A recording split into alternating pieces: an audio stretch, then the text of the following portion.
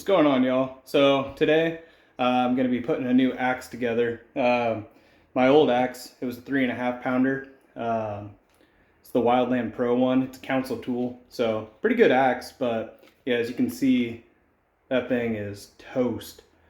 Yeah, we had a project cutting some trees up in the 60-inch range, and taking them off their leans, you got to bang wedges. So picked myself up a beaver tooth handle. This one's nice. It's got some good end grain on it, but figured, I was like, well, maybe I'll surf around on Craigslist and Marketplace, see if I can find something. And check this out.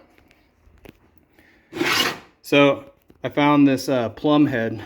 It's not too bad. The picture that the guys had for it made it look way worse than it is, but this is actually in pretty solid shape. The pole is a little bit beat up, as you can see, but that's nothing I can't grind out.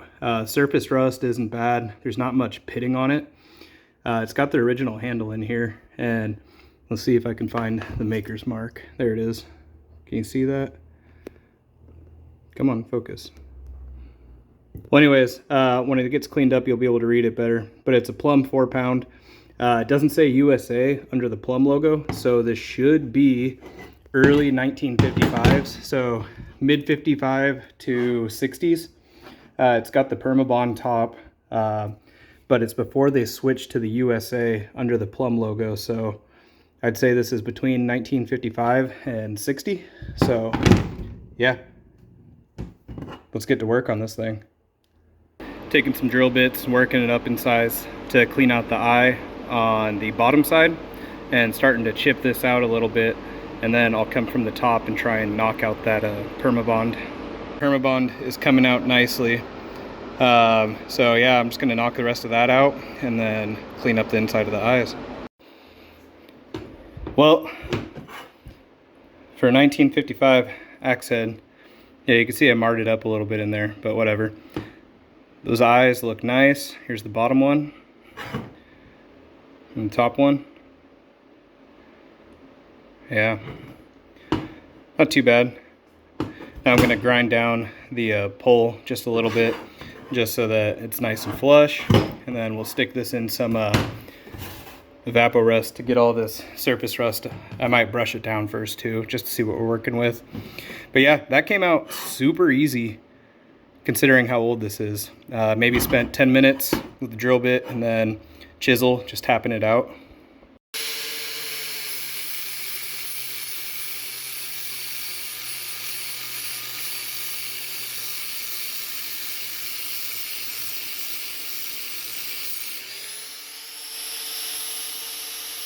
The least amount of metal I could take off, the better. So yeah, for now that's looking real good.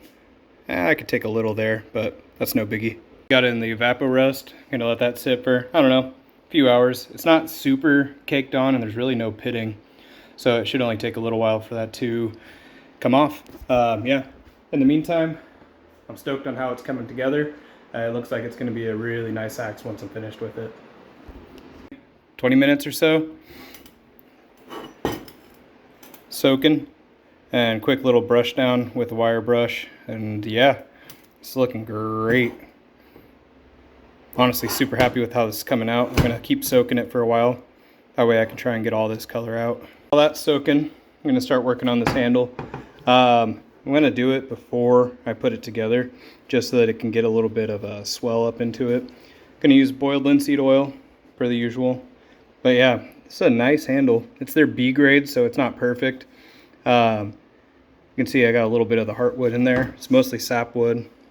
Barely any run out though. And the grain orientation is pretty damn good. Yeah, so this should be a solid handle. Let's see how it looks. Well, there you go, 4 hours. That's what the evapo-rust liquid looks like now. But check out the axe head. Oh man, that is beautiful. Wow. You can see the carbon, high carbon steel where it's forged in. So here's this finish, just kind of raw. And then there's where I grinded with the angle grinder flap disc, but then this is the wire brush. I really like that look. You can kind of see it? Yeah, there we go. So I think I'm going to do that on the whole thing. All right. and that's post wire brush. That looks nice. You can see the Plumb really well. It's a shame that the M is kind of gone. That's just from use over the years, but yeah, this looks nice. Maybe I'll hit this little spot where there's a little rust still, but overall, I like the finish. Cool. So, got the edge cleaned up nice. All the chips are gone. It's pretty sharp. I'm not putting like a crazy file on it because this isn't going to be for chopping. This is going to be a wedge pounder. But man, this is starting to come together nice. I might even polish it a touch. But yeah, anyways, now to start fitting the axe onto it. And you can see the color this got after a little bit of linseed oil. That looks great. Now fitting an axe handle isn't super crazy hard to do. You can see it fits nice and snug in the eye here, and your bottom eye is going to be smaller, a little bit tighter than your top eye. That's so that when you get up into the top eye, you can smack your wedge in there to make it a nice tight fit. But yeah, now that this is starting to slide on, all you want to do is tap the top of the handle a little bit to start driving it in, and then anywhere you start to see friction happening on the side, you'll sand that down until you can get this to seat closer to the shoulder. So if you look down inside there, you can see the light on either side towards the back, so that's fitting nice. But then as it gets to the front, it's nice and tight there. So I'm just gonna have to sand a little bit of the front so that that front end slides down and gives us some room to actually get a wedge in. Just with that little bit of shave. It's getting a little tight here, so I might need to take a little bit more down towards the shoulder, but we're getting close to having this thing hung.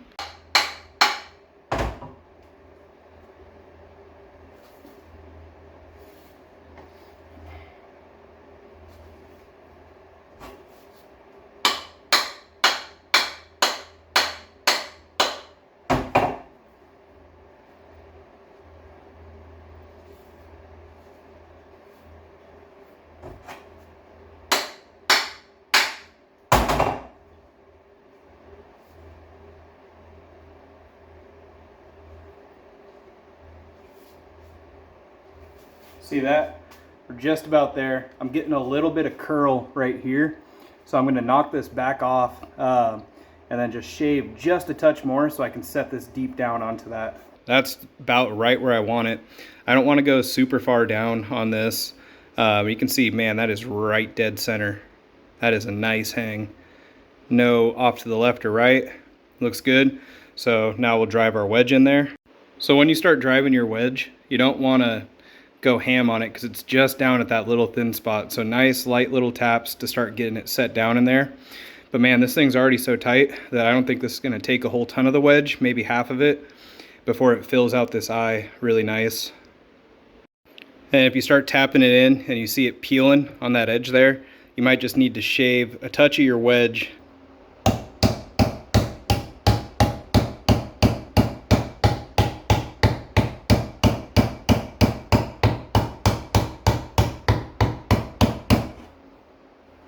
So now that it's set in a good halfway in there, now what I'm going to do is put the butt end of the axe handle on a hard surface, and then I'll smack it from the top to really drive it in. Well, smacked it a little too hard and it cracked just a touch, but it sat down good and that was about right where it wants to stay. I'm happy with that depth on it. I don't think this axe head's going to go anywhere. So now I'll put the little cross wedge in. Cool, got that cut. Now to set this little wedge in.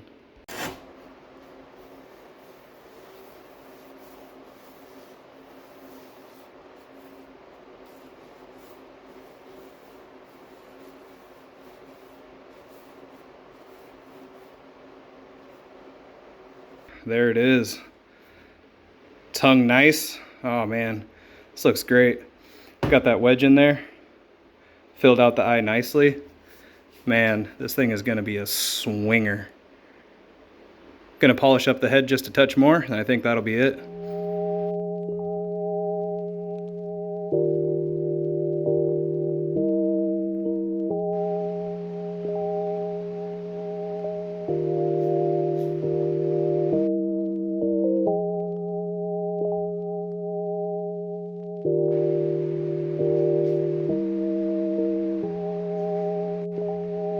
Well, The axe is done. This is gonna be banging wedges like crazy. Yeah, I like the finish that came out on it. It looks really nice. You can see the Plumb there, 4-pounder.